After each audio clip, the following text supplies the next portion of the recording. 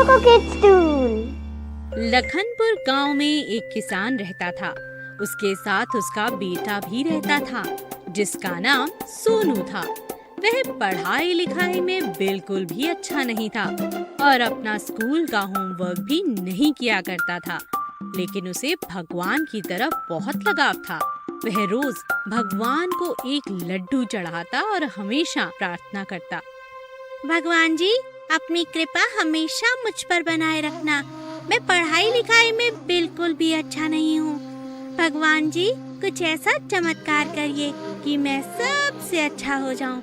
मैं ऐसे ही रोज आपको प्रसाद चढ़ाया करूँगा। सोनू ने लड्डू चढ़ाया और अपने विद्यालय चला गया। सोनू भगवान पर बड़ा विश्वास करता था, लेकिन वह पढ़ाई में बहुत कमजोर था। उसे कोई भी चीज जल्दी से याद नहीं होती थी। वह मन ही मन सोचता था, भगवान जी, मुझे पढ़ाई में अच्छा कर दीजिए ना। सोनू रोज भगवान से यही मन्नत मांगता।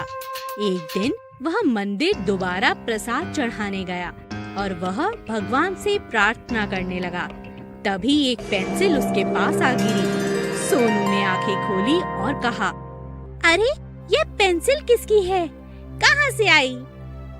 यहाँ तो कोई भी नहीं है। ये पेंसिल तो बिल्कुल अलग ही है। चलो, मैं ही रख लेता हूँ। सोनू ने वह पेंसिल अपने पास रख ली।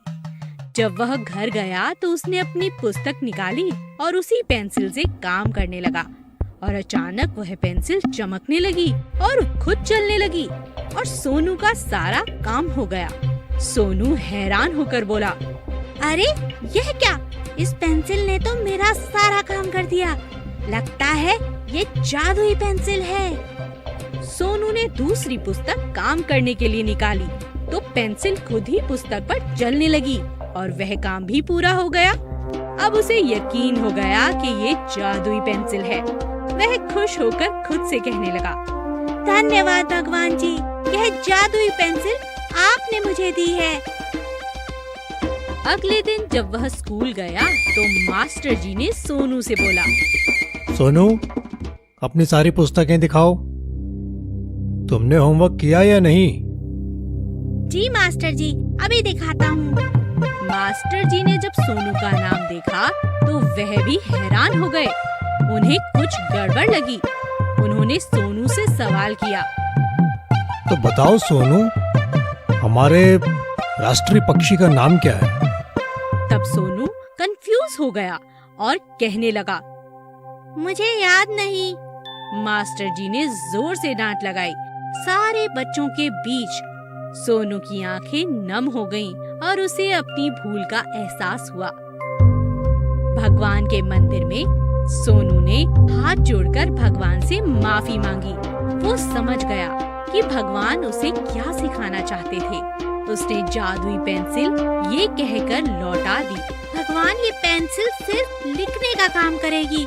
असली मेहनत तो मुझे ही करनी पड़ेगी। मुझे ही पढ़कर याद रखना होगा, तभी तो मेरे नंबर अच्छे आएंगे और मैं मेरे माता पिता का नाम रोशन कर पाऊंगा।